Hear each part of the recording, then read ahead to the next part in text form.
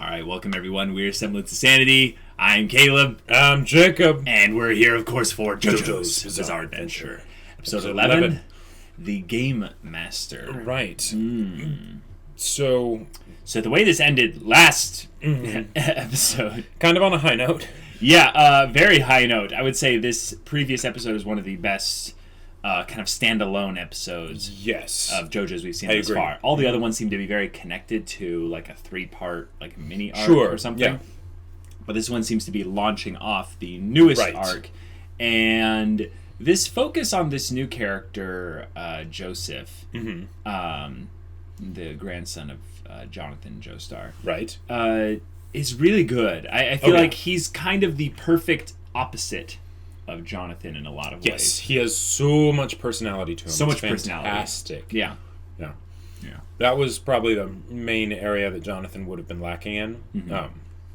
He was less compelling as a character, but he was very consistent. And we mentioned this in our previous discussion, but we're looking forward to seeing what other ways Joseph can surprise us. Yeah, because he seems to be like...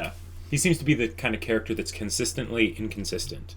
Like he has his own consistencies, but... like he has his 5 things he's consistent with, and then everything else... Right, exactly. It's like you have no idea what to expect from him. Which is very exciting. Yeah. Alright, so without further ado, let's get into this episode and see what happens. Oh my gosh. Oh, man. His nickname is Tommy Joestar. Tommy Gun Joestar. Oh my gosh. Wow.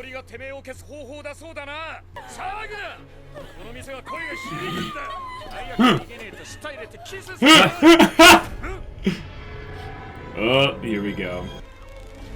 Oh, he looks possessed. Yeah.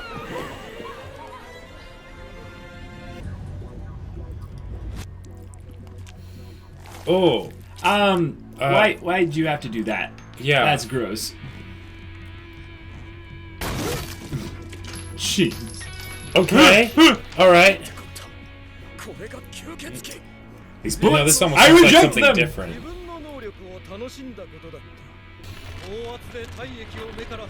Yep. Space Ripper Stingy Eyes! I love how it has like Space Ripper in there, but then it also has Stingy. Wait. Jeez! Wait.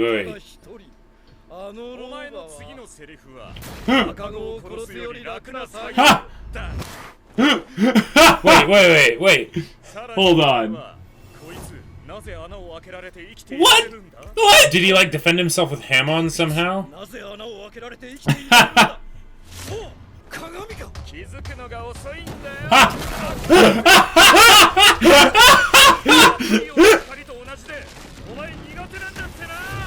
Oh my god! Wow! Master of the game indeed.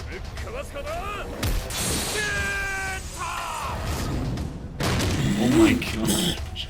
Alright.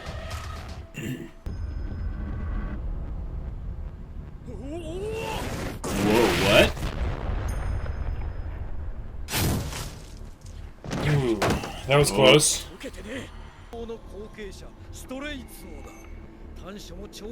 Wow. Okay. You could say he's the perfect hybrid of Dio and the Joestar.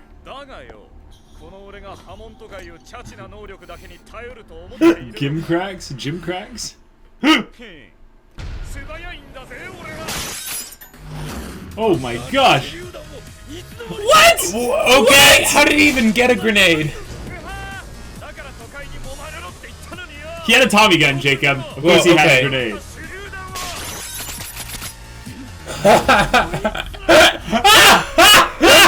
No way! Oh my god.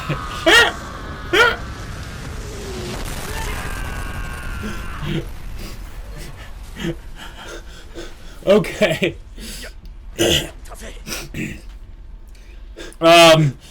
Alright. Yeah.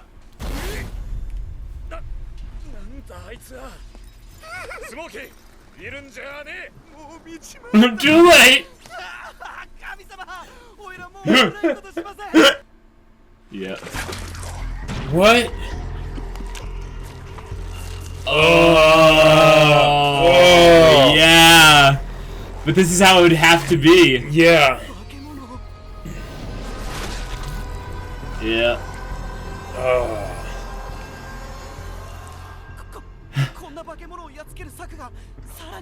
Well, the scarf's gone now, so... Run away!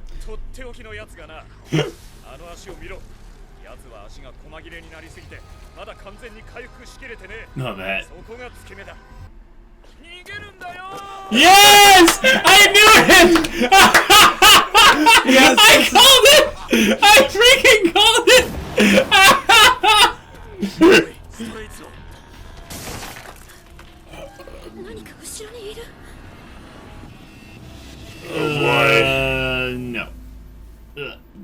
No. No, thank you. Yeah. この女は人質。お前が逃げればこの女を殺す。だがここまで登ってくれば女は離す。5秒後にこの女を殺す。逃げるか登ってくるか決めろ。 Jeez. This is a very tight story. We're just going. Trying to... Oh! Oh! That's brutal. チベットの破門法の後継者ともあろうお方がそんな女の子にむごいことするのかい Oh. Ow. Ow. Ow, ow, ow. 奥歯だ女の人の奥歯だこの野郎 Yeah. Yeah. I would try to understand Strizo. Yeah. But what is he gonna do? Strizo! Oh man, here we go. Oh my gosh. とぼけた男だがやはり劇場の性格であったな Oh my gosh. He's so over the top.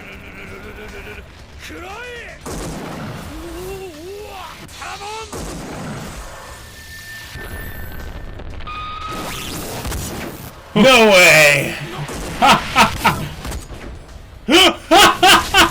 Shot glasses, really?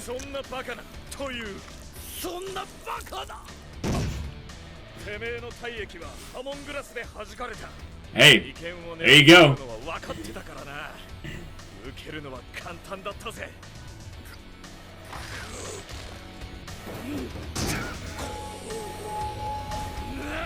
He's breathing. He's breathing. Yeah.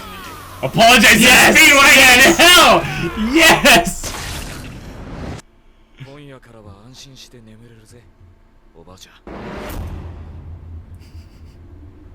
Double tap, double tap. Yep, he's gonna charge him full of ham on as he's sitting there. Gotta make sure. Dio came back as just a head, so...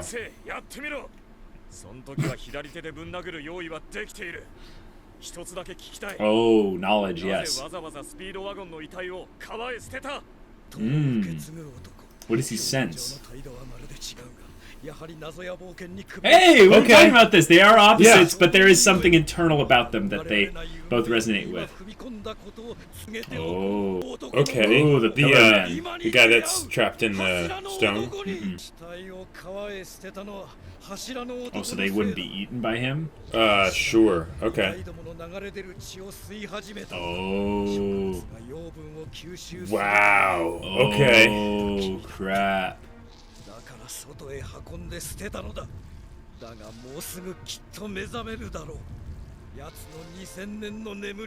Okay. All right. New threat. Strizo's nothing.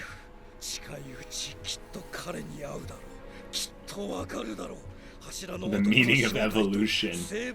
Oh, yeah, okay. That's ominous. It's kind of nice though that the sort of the call to action is coming from the villain. From the villain, yeah. Oh, he's that's killing right. himself. Yeah.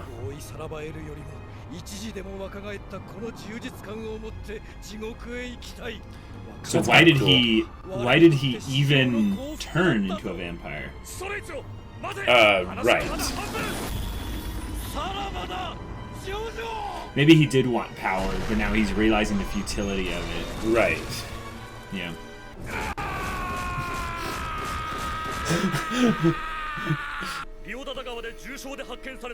Whoa, whoa, whoa. Wait. Whoa, wait. Speedwagon? Yes! Speedwagon lives! That's too awesome to He lives! Oh my gosh.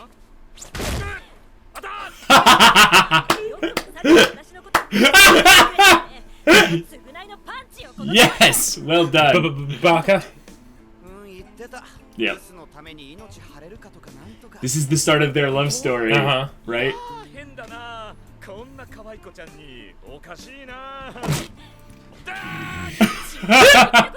They're so fitting for each other.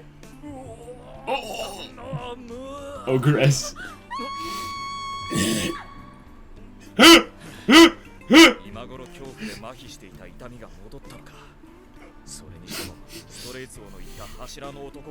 Is that his contemplative kind of? Yeah. Oh no. No, they of course, yeah, of course. Just leave it to the Nazis. Yep. Well, this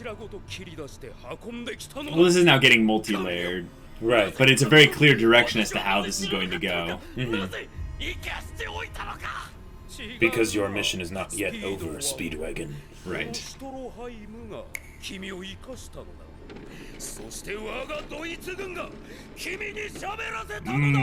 Truth serum.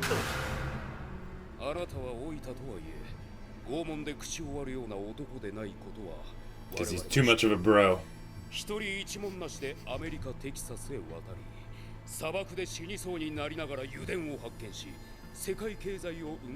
Whoa.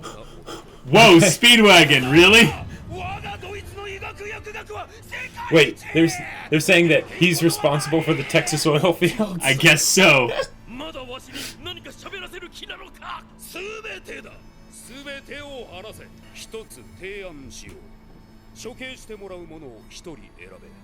Oh, that's awful.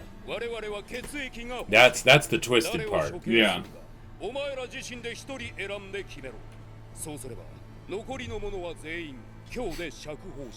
Watch, the one person that's picked is probably the one that's going to be let go. And then the rest of them will end up getting killed.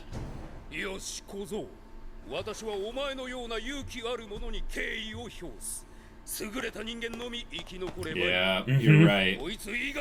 Yep. Wow. What if he just wakes up in this episode? That would be pretty awesome. Wow, they're having a lot of things happen in these episodes. Like individually, it's moving at a fast pace. Yep. I'm kind of happy. Like, I am too. I am very happy actually. I'm astonished though. It feels like a fundamentally different show. Right. Well, and also this episode felt like 2 episodes. Like it did because they didn't just resolve the thing with Strizo. They also then started introducing the thing with the Nazis. It was Nazis. Like called it. Yeah. They not only brought that into play, they introduced probably the end game of this arc. Which is Strizo. Yes, it's Speedwagon. Speedwagon lives! That's enough reason to there is just some continue watching in the world JoJo. After all. Like, besides just the awesome hilarity of moments, like the grenade that was attached to more grenades, and when he threw the grenade that was obvious, it pulled the trigger on the other, pulled the pin on the other grenades. Somehow, when he struck, he somehow like tied the grenades or attached them like a dozen grenades to the scarf. And he didn't feel the weight of them or anything, you know? Well, as a vampire, his strength is probably such that extra little bit of weight is like me doing a great this, point. you know? You don't feel it. Right? Yeah, that is a good point. Yeah, and that would also explain then why batting the one grenade away was enough to pull all the pins out. Yeah. But that was the most ridiculous thing this episode, probably. Probably. Okay, sure, yeah. The regeneration bit was creepy. Yeah, that was that like upstaged Bacano. Like, yeah, one of the things that's very rare, I would say, when they have people with super regeneration abilities, is they make the actual regeneration part look disturbing. Most of the time, it's like, you know, DBZ with Piccolo, where suddenly he has an arm just go, just shoot out. Sure. It's like, oh no, that was so gross. Or it's like Bacano, where a whole bunch of blood swirls back into the place. But this was like this pieces, was gore and like intestines and eyeball. That is the kind of thing that I would love to see if there was ever like a movie of like KOTOR 2 with Darth Sion. Like have it be that kind of like that would be awesome. Oh boy, yeah. But we have Nazis now in JoJo, and Major von Straheim. Just gonna say. He looks a little bit like Dio. Just saying. Yeah. So saying. So and we haven't seen him in sunlight yet. Just saying. Okay, sure, yeah. And it would explain why he's going after all these ancient things and why he's so interested in Wait a minute. Okay, wait. What if it is Dio in disguise? Wait. Hold on a second. So, if Speedwagon, if they're saying that he's actually responsible for the Texas oil fields? Texas oil fields, then what if they basically said, actually, Hitler wasn't fully responsible for the Nazis? Oh my gosh. It was actually Dio. You thought it was Hitler, but it was I, Dio. That would be oh my god. If they did something like that, it's like, oh wow, I can see how like this show developed such a cult following because it's basically like all those things that, you know, happened throughout history. It's actually because of the adventures of the Joestars and you know, and all the villains that they must face. Yeah. I could see this being more of actually just a self-contained story, nothing to do with Dio. Yeah. And this is more of a kind of an ancient evil trope where they awaken them through the blood rituals of the evil people that don't understand the power they're dealing with, and then once they awaken the evil, it's too much for them, and it destroys them all, and yada yada yada. But props to them for tying it into previous arcs and stuff. Yes. Because otherwise it would feel like filler.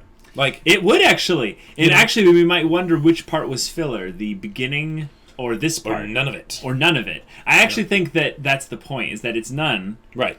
But it's also the idea that the stories are going to end up getting more and more bizarre to the point where the connections that bring them together is more about their bizarreness rather than about the literal connections. Wait a minute. Okay, Hellsing. Mm-hmm. What about it? They're fighting Nazi vampires. Mm-hmm. Is that a JoJo's reference? Oh my god. But think about it.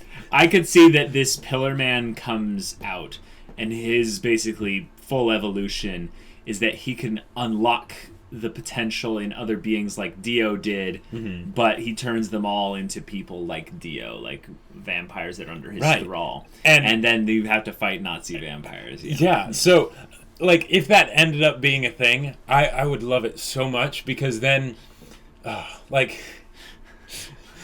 love the idea that basically Hellsing is actually like just doing something that JoJo's did in like its early stages. Yeah. And if JoJo's keeps getting more and more bizarre, then that basically means that Nazi vampires. That's nothing. That's nothing. That's episode 11 bullcrap. Like we're on our way to bigger and better things. But here's another thing, like if they do continue this with it being sort of a crazy dark ritual kind of thing that leads to the opening up of the world. Sure. What are some of the things that this Pillar Man could introduce as themes for JoJo in terms of the world building, but also the story itself? Yeah, that would be really cool, because they need to move it away from vampires, right? Yes, because they can't do that forever, right? They've done this sort of second use of the vampire thing with the masks, and they all came from this one place, and that's the and real. Strizo is basically, I think, the last vampire that's like a Dio level vampire, right? As far as what we've seen of Dio, right? So after they fight the Pillar Man or whatever and defeat him, there needs to be some carryover, right? And I think it's the mask. I think it's the mask, because if this guy was maybe the one that built the mask, like he maybe understood how the masks. Exactly, plural. You could say that there were other sites where the masks were hidden all over the world, and there could be the people that he was from, the Pillar Man. Like maybe he was a part of an ancient civilization or something like that. Sure, yeah, I could totally see that happening. And then that goes back eventually to our idea that eventually this will all tie into aliens. So we could get alien Nazi vampires. No. Nazi vampires working for aliens. Oh my gosh. No, indirectly working for aliens. But yes. Through this Pillar Man, then through to their ancient civilization, then potentially to the aliens. But again, we're all in speculation land right here. But if Pillar Man is some sort of alien thing, and he takes over the Nazis by turning them into vampires and making them as slaves, then that is an alien with an army of Nazi vampires. Yeah, I guess. That's...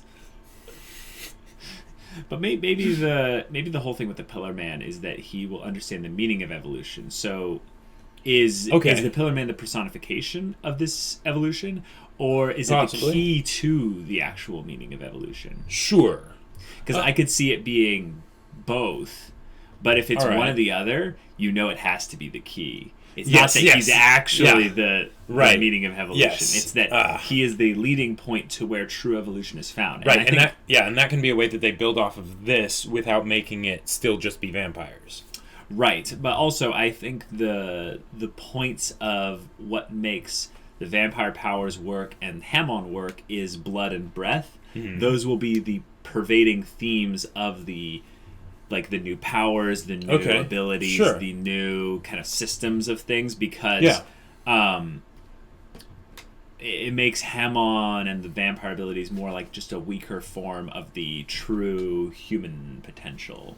All right. Yeah, and yes, and I'm all on board for that. I'm all on board for that too. Now, do you think we're going to get more World War II tie-ins, or was it just so that they could have Nazis in there? It's probably mostly so they could have Nazis in there. I could see it being a little bit of a thing, but if the story is mostly set in Mexico, there's only a couple World War II events that really have Mexico as a focal point. Like, there was a point in World War II where the Nazis did consider trying to orchestrate an attack into the U.S. through Mexico. And this is, I think, the reference point that they're trying to use for that, is that this will be their way of doing it. And it's, of course, going to fail because it failed in World War II. And now here's a crazy, ridiculous thought.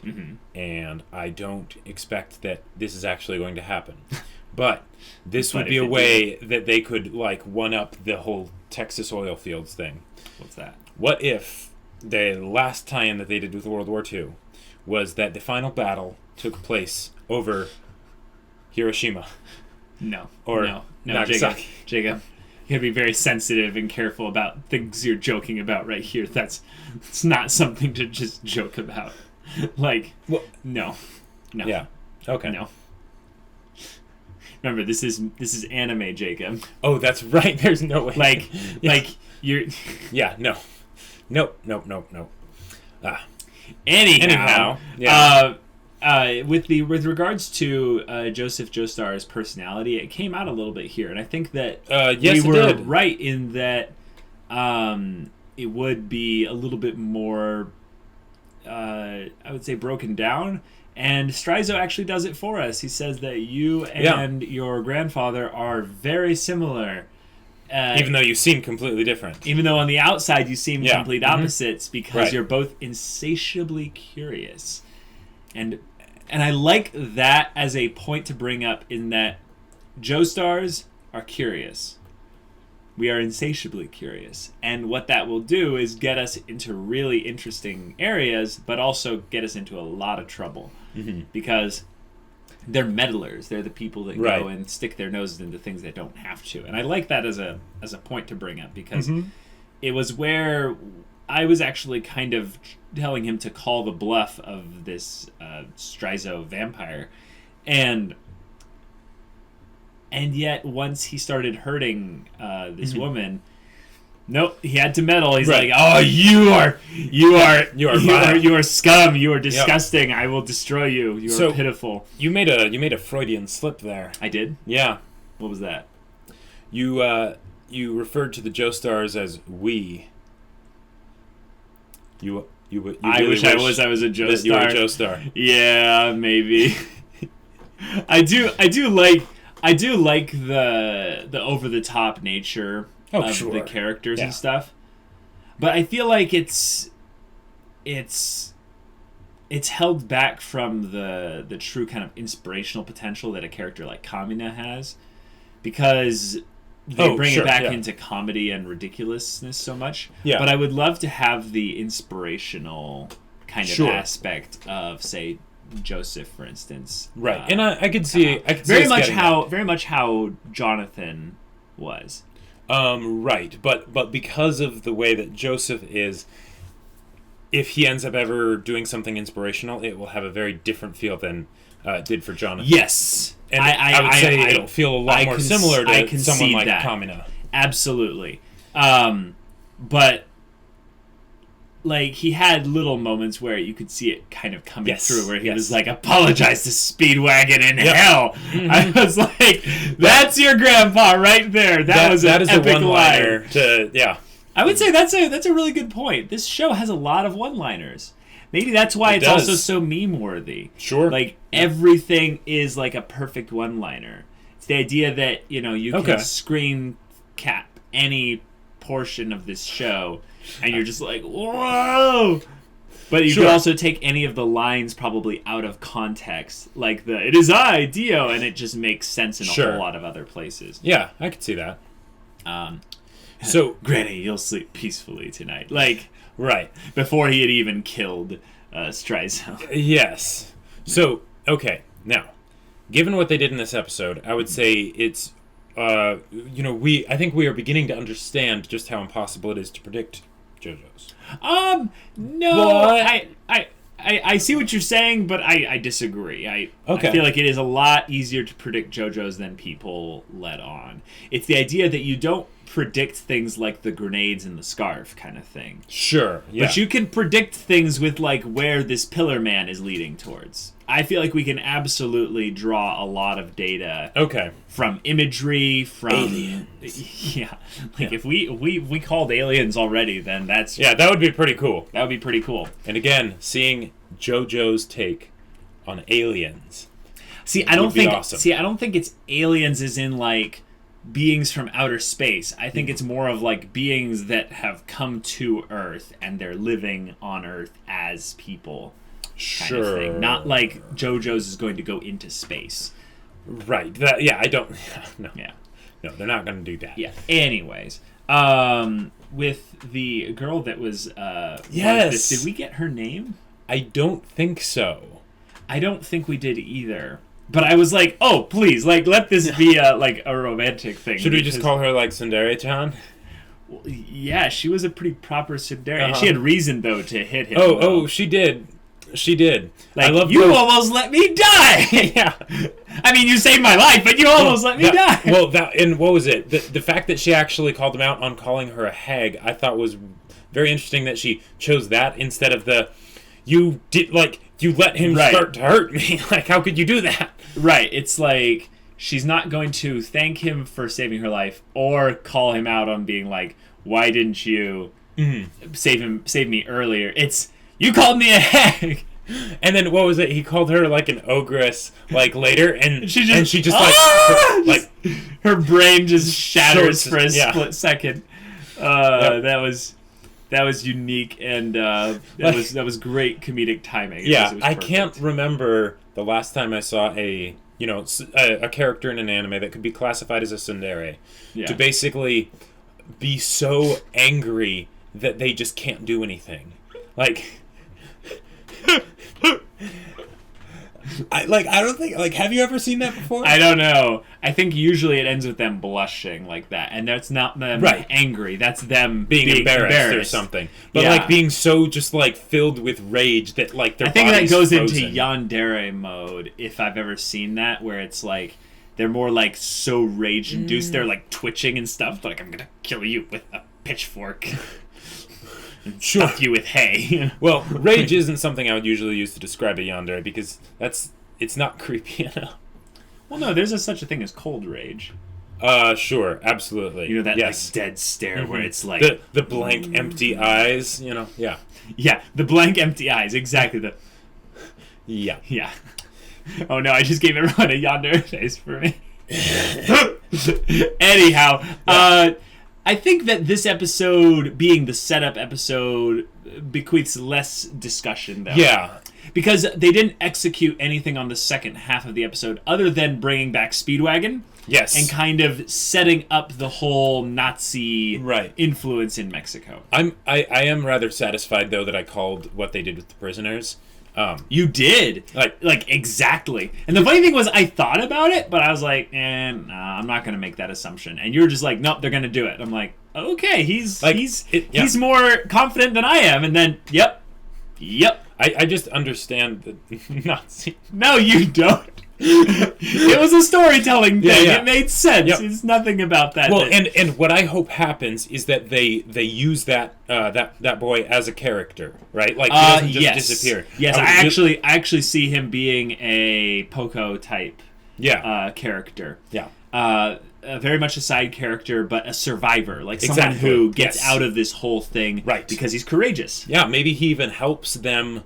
Because I mean, what are they going to do with him? Are they just going to let him go, or are they going to like keep him as a prisoner? They might try to like brainwash him, given how the Nazis are. You know, because like the place that they're in, it's not exactly a place where he would survive. Probably if they let him go. Well, here's a thought. Mm-hmm. Imagine 10 episodes from now, this Pillar Man breaks out and just starts like gorging himself on the Nazis and stuff. Sure. And they're like, he can't be killed.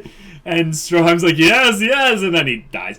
Mm-hmm. This kid like hides somewhere, and then the Pillar Man like sees him and it's like, you have a good heart, and then something, and then it's very good at pumping blood through you. Give it to me. No, like, I have already gorged myself, but your heart is strong. You must live on to evolve, or something like that. Sure, okay, and then he leaves. Embrace eternity.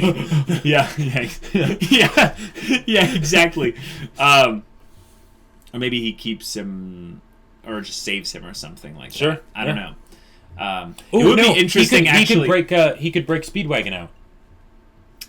Oh, like, I mean, he doesn't know Speedwagon at this point.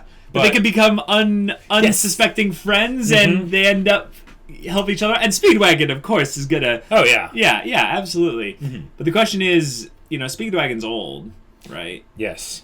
But does he still have his youthful zeal for adventure? Oh yeah. Yeah. Yes. I'm hoping so. I want to see Speedwagon tell off the Pillar Man. Like, yes. Like, staring down Cthulhu. Right, staring down the Eldritch Horror and just being like, you do not know power. You are a phony, a fake. Like, he gives him this very like real direct speech where he like completely reads everything psychologically about this Pillar Man, and the Pillar Man's like, that hurts. Like, or maybe, how dare you insolent pup? Or maybe that's something that'll need to be saved for Granny Arena. Well, I mean, she's in New York. Well, but I'm in stupid land right now, but I'm imagining like Speedwagon's like, you think I'm going to let you leave? And then he like flexes and he's like still like muscular as an old man, and then like Hamon energy like ripples out of him, and he's gonna be like taking on the Pillar Man. And he's gonna lose, but it won't be a thing that kills him. Well, here's something that I think would be even awesomer. Okay. If basically because Speedwagon, his true power is not his power; it's his words. It's his words, right? It's his countenance. It's his pointing. He's like, you are truly evil. Right. I would love to see him just berate the Pillar Man so vehemently and so viciously that it's taken aback and is like, this resolve. What is this?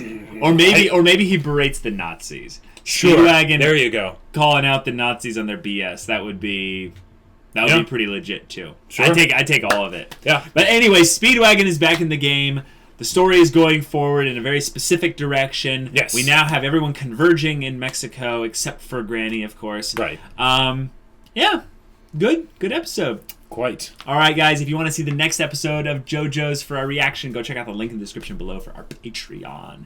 And there's early access and also our Discord. And if you get any of the Patreon levels, we'd love to chat with you on Discord about stories and stuff. But yeah, until then, we'll see you all later. But we're Semblance of Sanity. We're Semblance of Sanity. I'm Caleb. I'm Jacob. And we'll see you all next time.